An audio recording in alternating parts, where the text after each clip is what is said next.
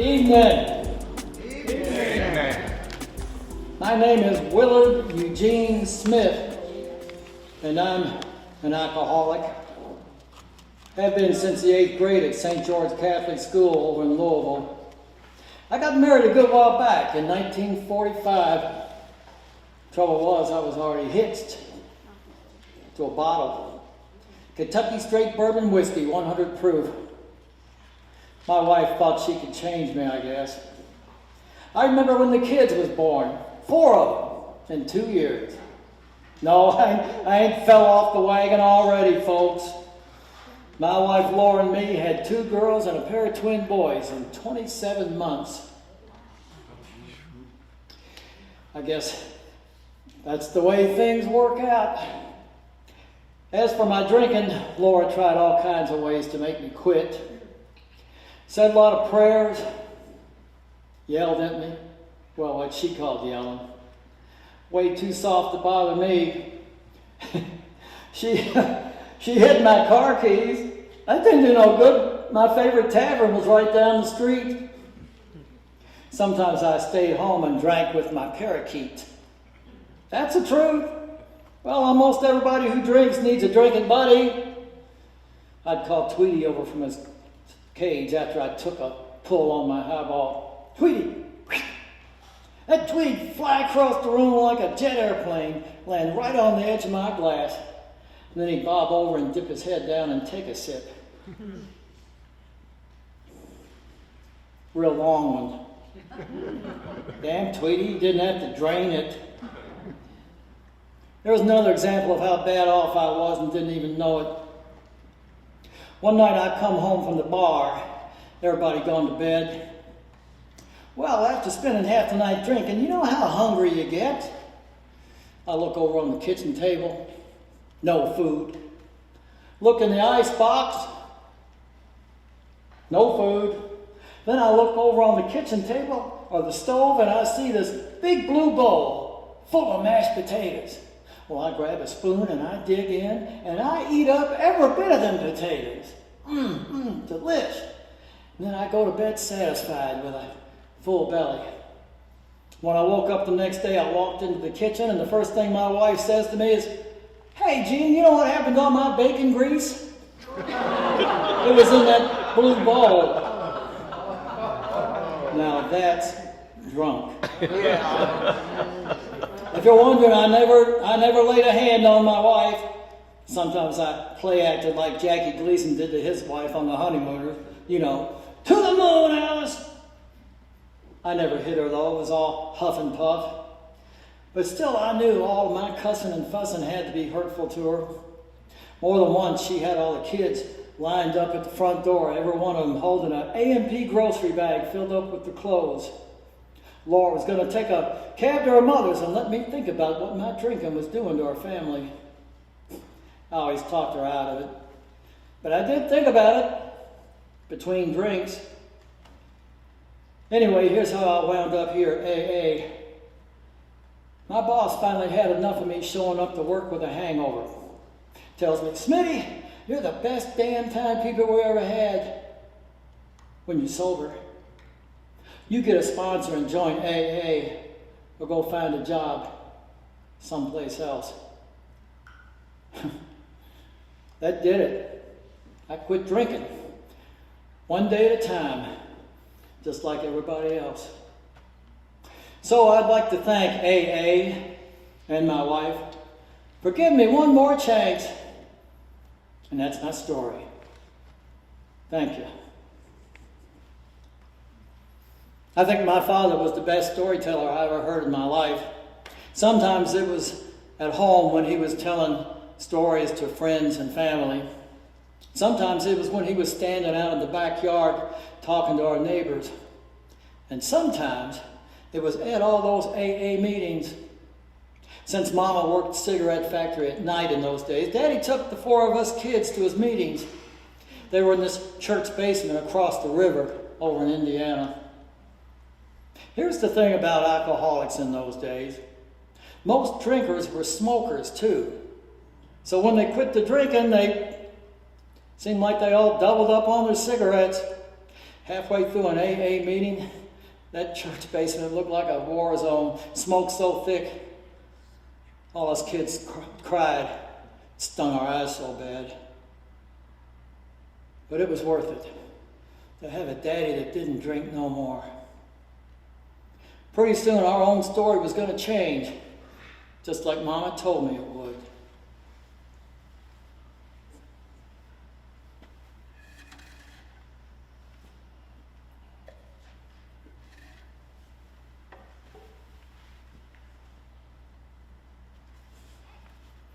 Car ride. Here I am, a car riding while my husband's doing the driving, and I sit here right beside him looking out my window at these, what do they call them? The suburbs. Oh, slow down my heart. We're a long, long way from Wyandotte. Talk about your real fresh corn. I can see it right there in the fields. 10 minutes of picking time, and we can have our very own meal. We're going to be living in a land of plenty with new houses and new people and corn and corn and corn. But how's all this going to feel without no sidewalks and hardly a store, without no streetlights or a single plane's roar? Oh Lord, what was me and Gene thinking? Yeah, he finally quit drinking, but still, $71.89 every month? Every single month for 30 years? I'll be old when I leave that factory for good. Knock on wood, the knees keep acting like they should. Lord, we ain't never had a mortgage before, but my very own mother says that's God opening a door. And even though we'll still be poor, it won't be nothing like it was before, as long as I keep working. It'll be better for the kids. For the kids. For the kids. But 30 years? There it is! There it is! Our very own beautiful new house. One that nobody's ever lived in. One that nobody's ever slept in. One that we can all fit in. Oh God, $71.89 every month. Every month. Every month. I'm 37 years old. Still young, but not that young. With a husband and 2 daughters and 2 sons, taking a big chance on these suburbs.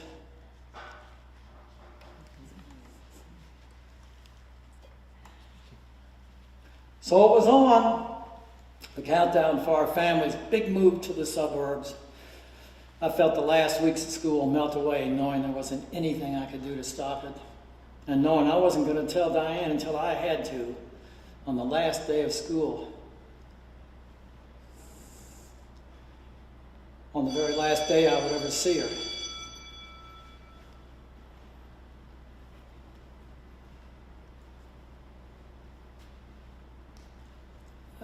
Hey, Diane. Hey, Diane! Here we are, last day of the 7th grade, last joke of the year. Go ahead, hit me! Oh, got your official Parkland Junior High School autograph book, signed special, me to you. Thanks.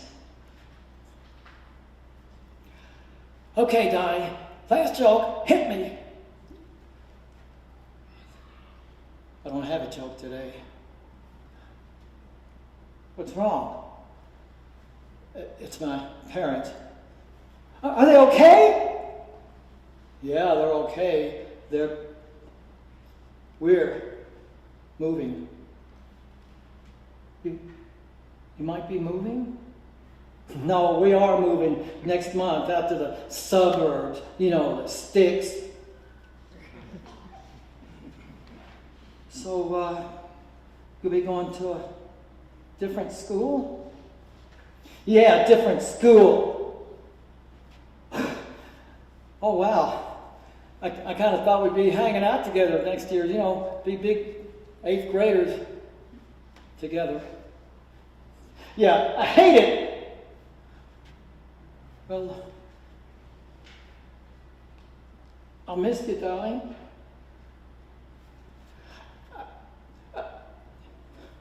I gotta run. Maybe I'll see you around.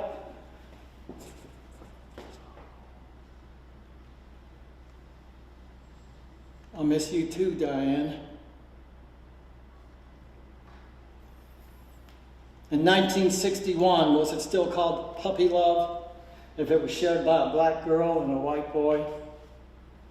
Whatever it was called, I had to deal with losing Diane that day.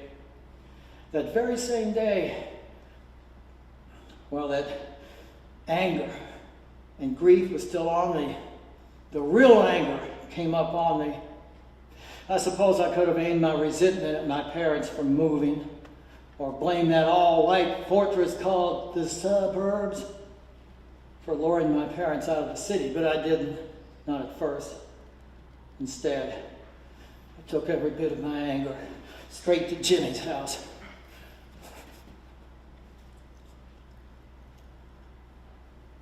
Donnie. Pack it up already, huh, Jimmy? Damn right. Moving days finally came. We're going to be the first family to get off this damn block. You were wrong, Jimmy. Wrong about what? The blacks? You don't know anything about black people, do you, Jimmy? Well. Now you're calling them black people. Ain't you sounding mighty uppity? Seems to me like you used to call them niggers too now, didn't you? Before you got all cozy with them at Parkland. You want them living next door to you now? You want them selling their drugs out on your street? You wise up, Donnie. I got an uncle who lives out near the track. Last year, this Negro. He rents a room from some guy right down the street from Uncle Hank. And before you know it, Uncle Hank starts to notice stuff missing from his backyard.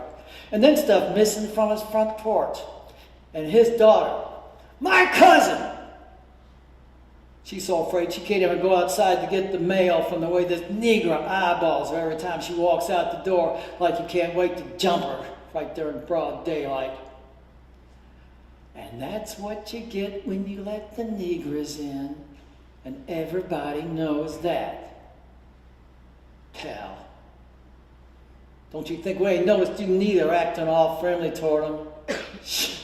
All it took for you to get royally screwed up was one lousy year at Parkland. Now you got the nerve to stand on my parents' porch and tell me how wonderful the Negroes are. I believe what people told me, Jimmy, and it was all messed up. And it was all messed up. How do you know? 'Cause I had a friend. Well. He finally admits it. We know all about your colored girlfriend. She's not my girlfriend. I know it. She's nice. She's nice. Bet you ain't laid that news on your folks, now have you, stoop? Hey, Wyandotte Avenue. Parkland Junior High School says the Negroes are just as good as us whites now. Just ask Donnie Smith here. He knows all about them. Why don't you just not move at all, preacher? Tell your folks you up and fell in love with all the Negroes. Maybe sleep in the alley. Then when school starts, you can rub up to all the wonderful Negroes you want. Pretty soon, this whole part of Louisville is going to be known as Negrotown. Oh, sorry, Negrotown. +1. Seen the funny paper, stoop. Jimmy! I used to wonder why you always acted so hateful toward him. I finally figured it out. You're scared. Shit, I'm scared. You're the one who's leaving, now ain't you?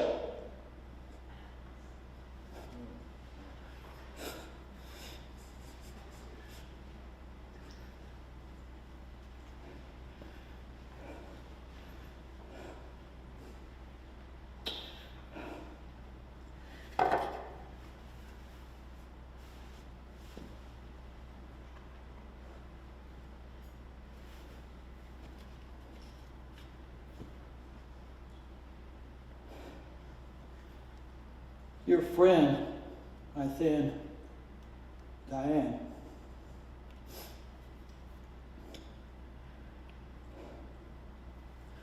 She was my friend, my very first black friend, and that changed everything. For the record, as we all know, astronauts did make it into outer space, even went to the moon and back. But back here on earth, my parents had their own issues. Fair housing laws were beginning to be enacted and enforced, and finally, black families were being allowed to move across Wilson Avenues all across America. My parents were like a lot of other white families. Took the kids and headed for the suburbs, leaving the west end of Louisville, mostly black. White flight, they called it.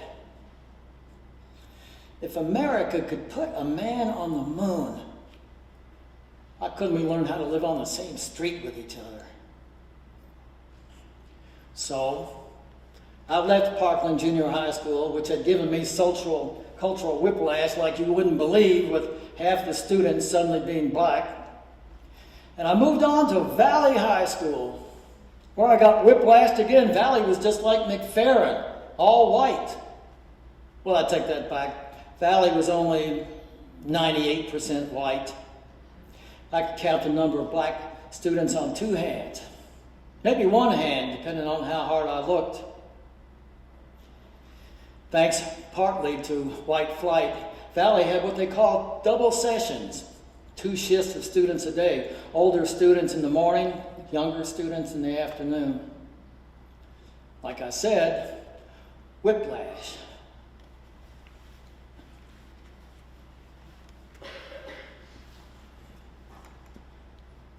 I am a poor, wayfaring stranger, traveling through this school of woe, where there is hardly one black student, and I feel so all alone.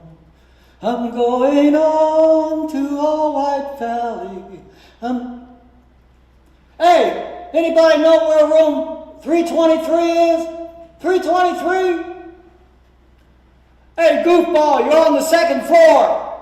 323 is on the 3rd floor. Get it? 3! Well, how was I supposed to know that?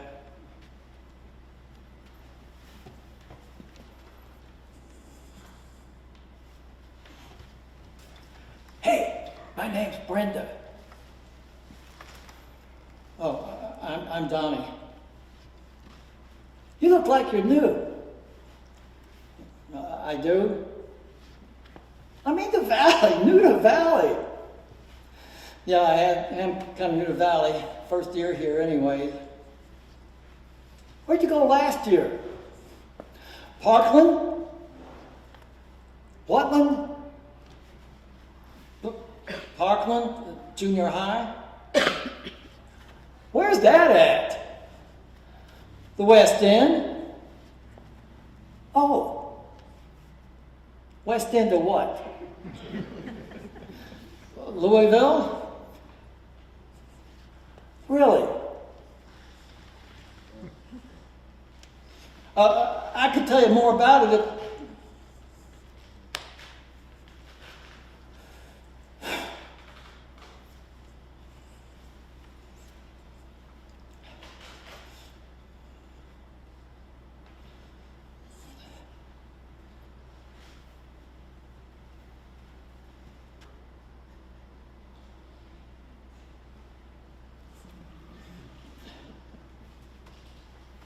Locker!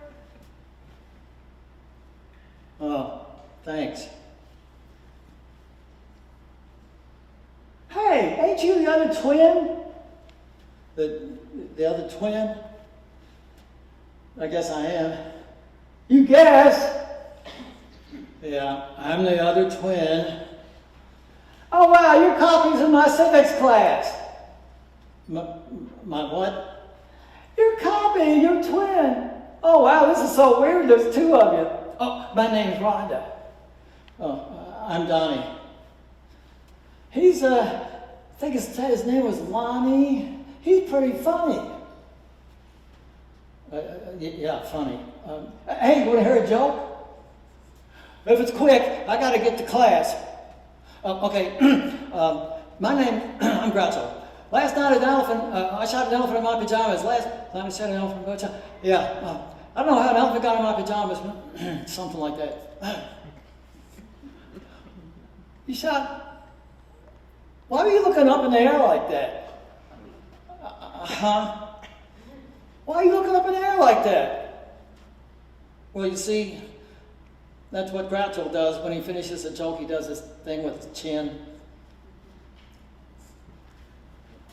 Well, that don't make no sense. I mean, why would an elephant be wearing pajamas anyway? Well, see, he's not really wearing pajamas.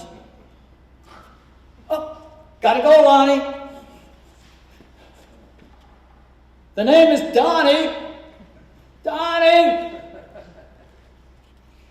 Diane liked it.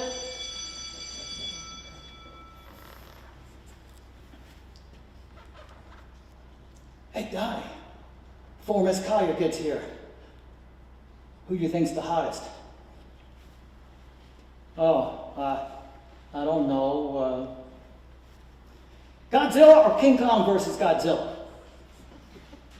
Oh, that. King Kong versus Godzilla, no contest, Miller. Nah, I vote for the original Godzilla. What'd you say you went to school last year? Parkland.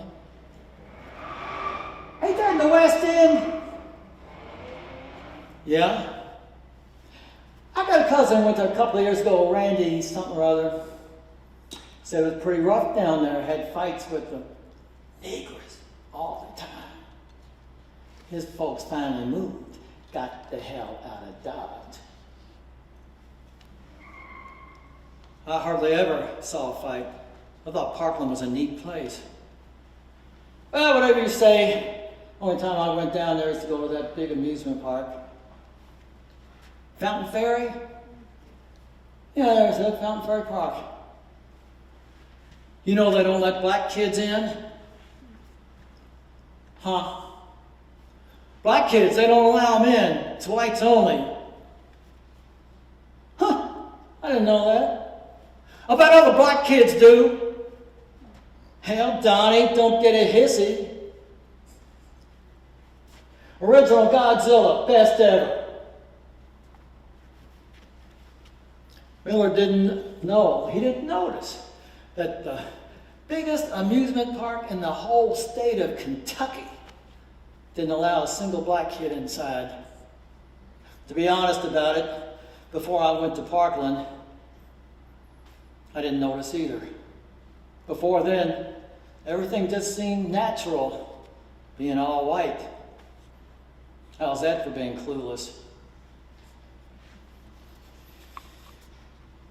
So, that was life in the suburbs.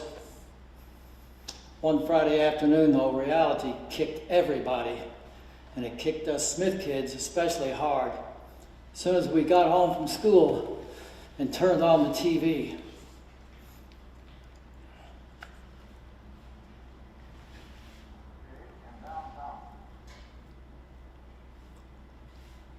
Shut up and listen!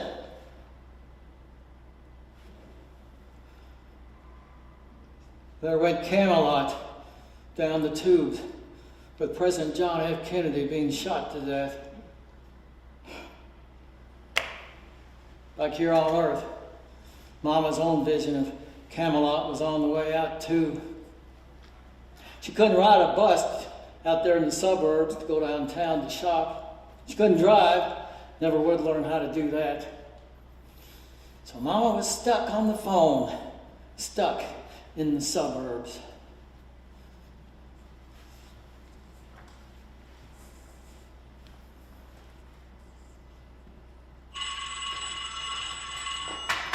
Hello? Oh, hi, Bernice. Oh, yeah, it's a blessing. It sure is. Well, I just wish that shopping center wasn't 5 miles away. Uh-huh. Mm-hmm.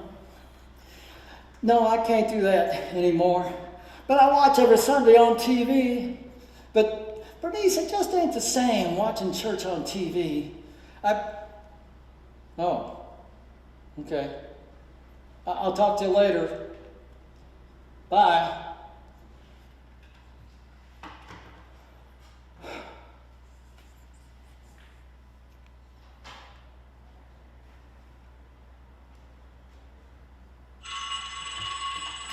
Hello? Oh, hi, Gladys. Oh, it's a blessing. It sure is. Yeah, yeah. Well, I can tell you one thing. It sure is a long way down Dixie Highway to get to work. It took Gene and me almost an hour to get there, Glass.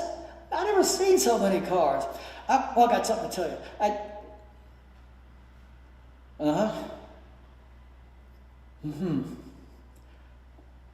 Listen, I would... Oh, you don't say.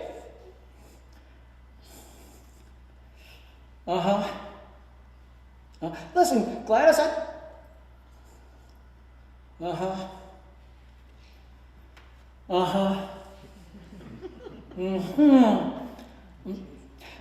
Gladys, I need... Oh, okay. Nice talking to you.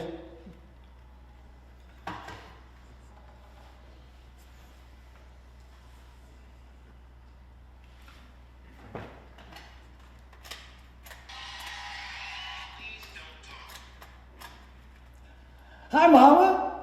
Oh, yeah, you know, it's still a blessing. Mama, of course I don't miss all them water bugs. Oh, Mama, I got something to tell you. I met Festus yesterday. Yeah, Festus from Gunsmoke. Well, Donnie took me to the state fair, and we're walking behind this big building, and this police car comes up, and the door opens, and out steps Festus.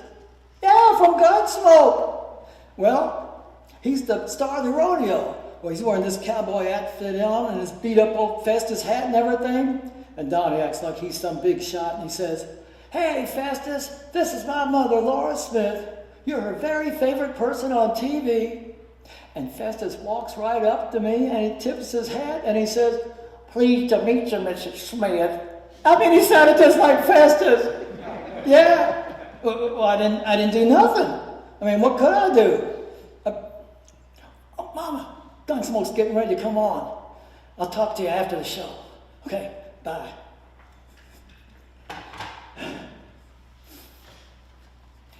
So there it was. Life in the suburbs, a lot more phone calls for Mama. As for Daddy, there weren't any pool halls or taverns for Daddy to duck into back then. Didn't make any difference. He quit his drinking by then anyway.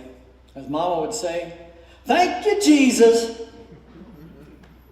Things were different, for sure.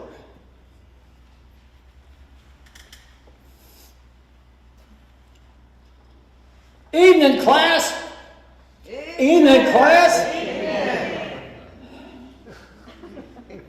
Let's break down 1961 Valley Station, Kentucky on our school blackboard. New subdivisions here, and here, and here, and here, and here, and here, here. Let's just say new houses were all over Valley Station. Food.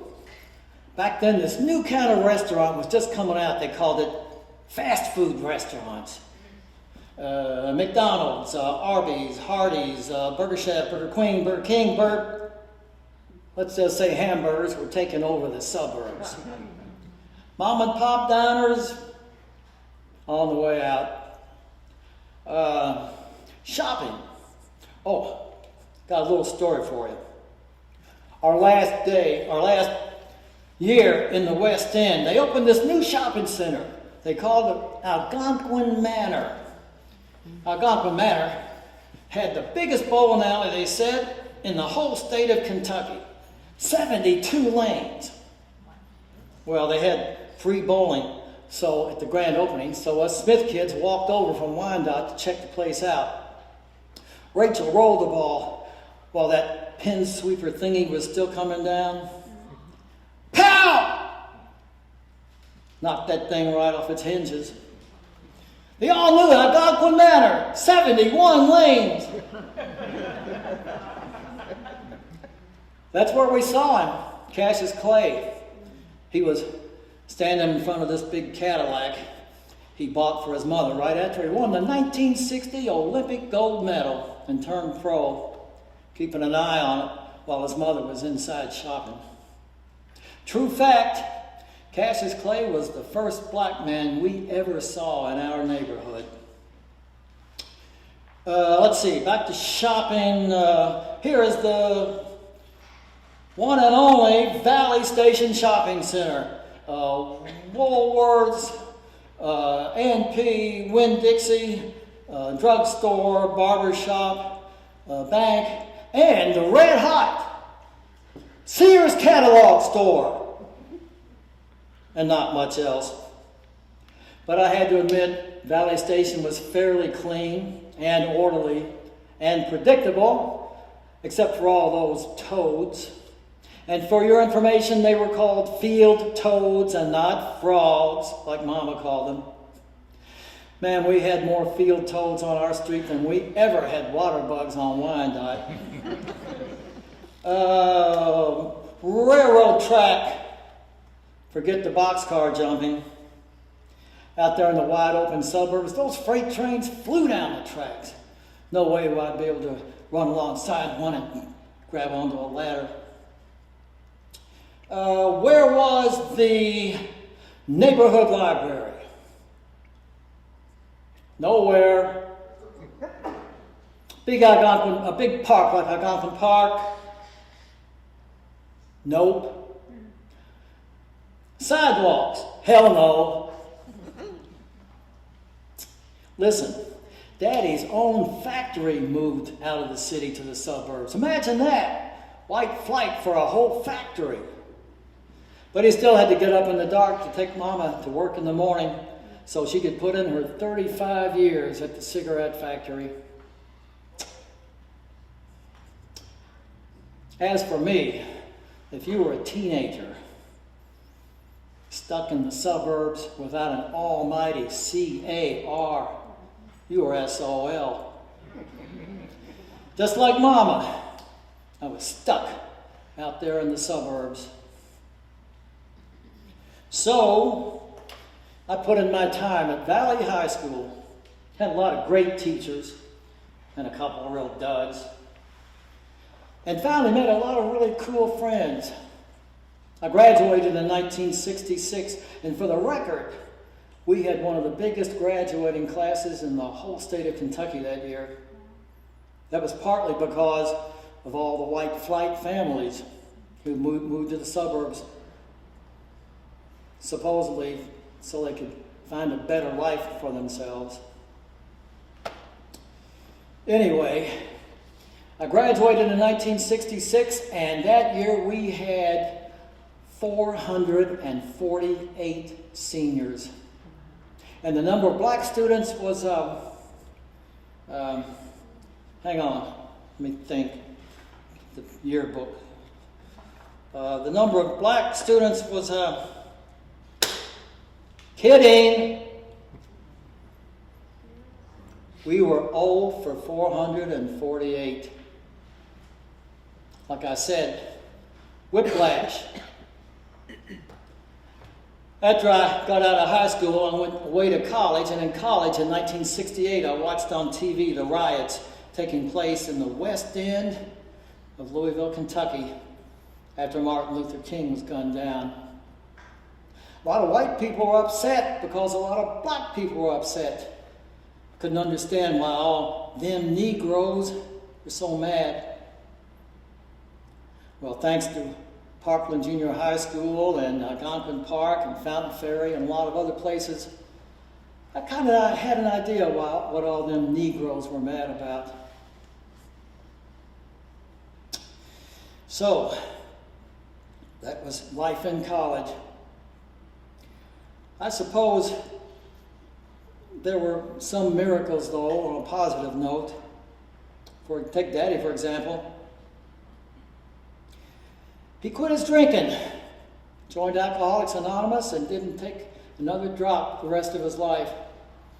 Quit smoking. He was smoking 3 packs a day, not including the pack Mama sneaked out of the cigarette factory every day like all the other women did, tucked down in her bra. Daddy quit cigarettes too, cold turkey. Best of all, Daddy finally realized that stereotypes are just that people are just people if you take them one at a time. Talk about your miracles.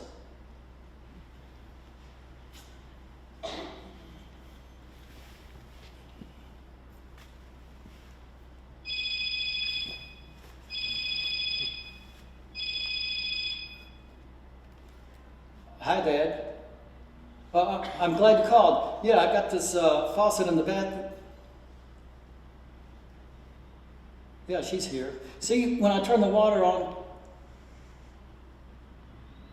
you do? You do? Hang on. Honey? It's Dad. He said he wants to talk to you.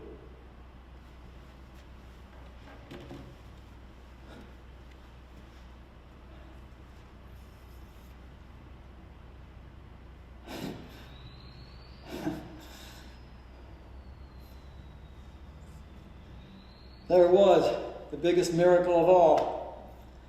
Daddy doing what he called his happy assing on the phone with my African American wife. His arrival at salvation only took 70 years, or the very next year after Mama died. I guess with Mama suddenly being gone, Daddy's world got a lot smaller and a lot colder.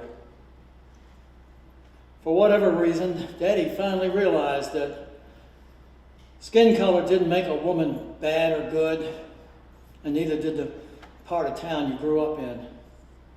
Just like me, Daddy never looked at Wilson Avenue in the land of no return the same way again.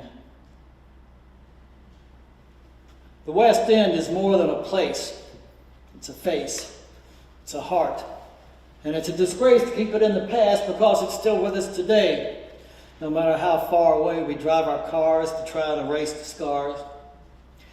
I've been to the mountaintop, and it was called the West End, or at least it was on the front end of my life. Mountaintops are everywhere, but to this very day, I swear I can't shove away that dream place of mine back in the day. It's a reminder that ignorance and hate, regardless of race or a subdivision with a gate or how much money you make or what your zip code can fake, can exist anywhere. The past really hasn't gone by if we don't try to see it, and the present stays a lie if we don't try to heal it. To the West End, peace.